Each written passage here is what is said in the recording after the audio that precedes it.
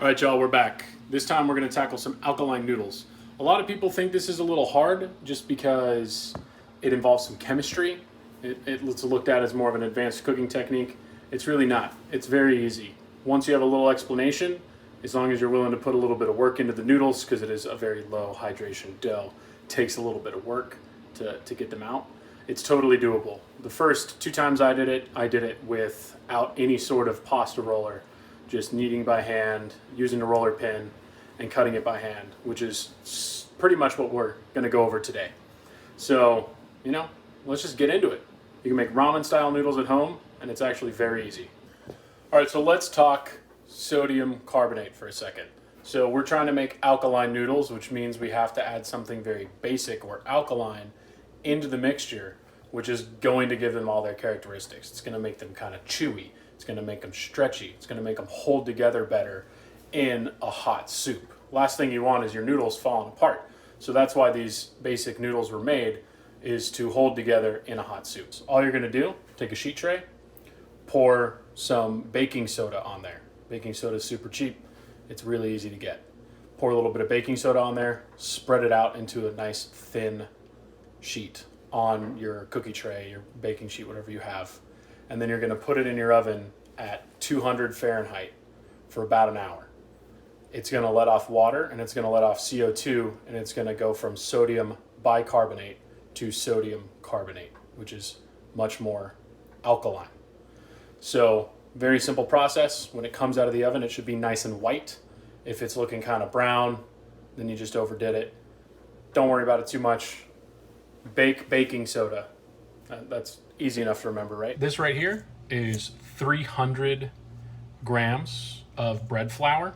Very important that you use bread flour because the gluten interaction with the base is really what makes this whole noodle work. So you want a high gluten flour. A lot of people will add vital gluten in addition. I don't really think it's necessary. It's a whole other thing that you have to buy from a specialty store. So don't worry about it. Next, 3 grams of salt. Right in. And then here's our base. So this is your baked baking soda, 6 grams. Don't just go touching this with your bare hands. It is very caustic. You want to make sure that it's diluted into something before you go working with it. It won't be basic enough once it's mixed with everything in the dough to do any damage, but you don't want to touch the stuff when it's pure. So we're going to go ahead and just kind of give that a little mix just to distribute the salt and everything evenly.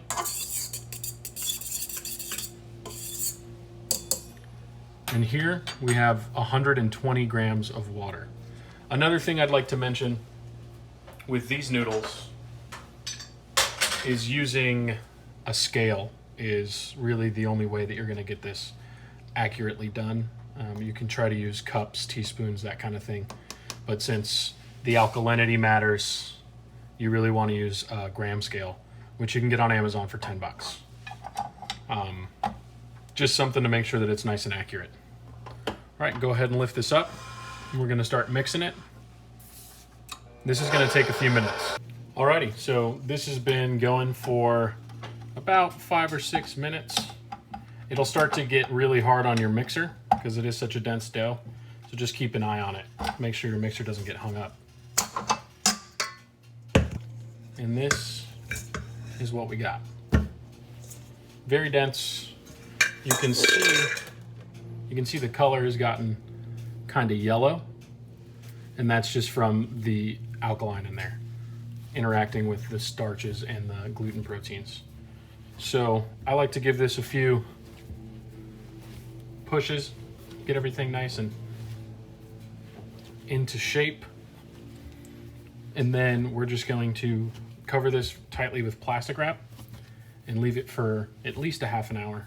And that'll just ensure that everything gets properly hydrated and the hydration is nice and even in the dough. If you're like me, you like eating dough, don't just pinch off a piece of this dough and try and eat it. It's just not going to taste good. It's going to be awful. All right, dough, after it's been wrapped up in plastic wrap, it's been sitting out for a little over a half an hour. So I'm going to cut this into threes. If you do 1/3 of this recipe, so 100 grams of flour, you get, in my opinion, like a perfect serving of noodles. So I'm going to work about 1/3 of it.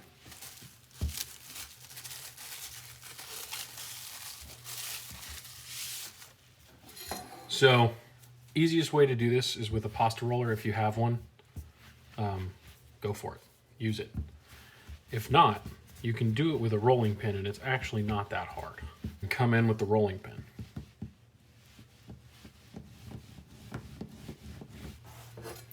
I like to go ahead and cut this in half. Then I'm going to take a little bit of rice flour, which is just something I like to use because it hydrates quite a bit more slowly. Rub it on our noodles,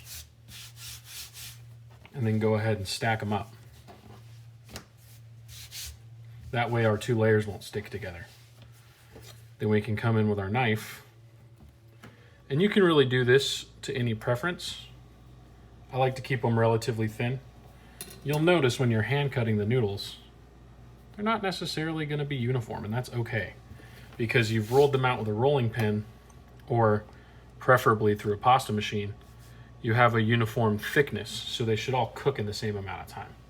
I like to go through and just pull them apart real quick after I've cut through. Give them a little pull. All right, and there you go. Give these just a little touch more rice flour.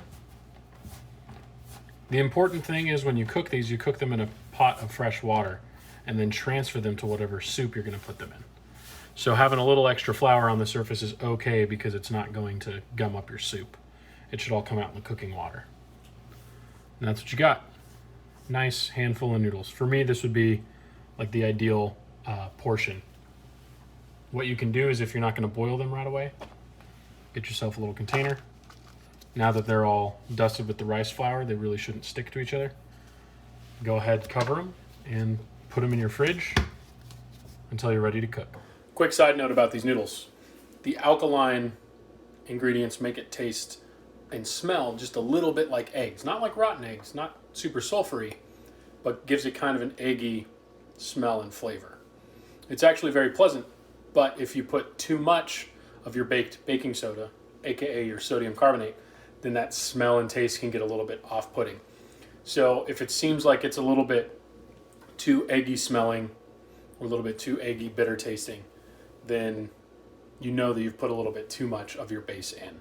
This is the last step, actually cooking the noodles. So we've got ourselves a pot of boiling water. We've got our noodles. So this is after they've been stored in the fridge for a few hours and they're just coming right apart.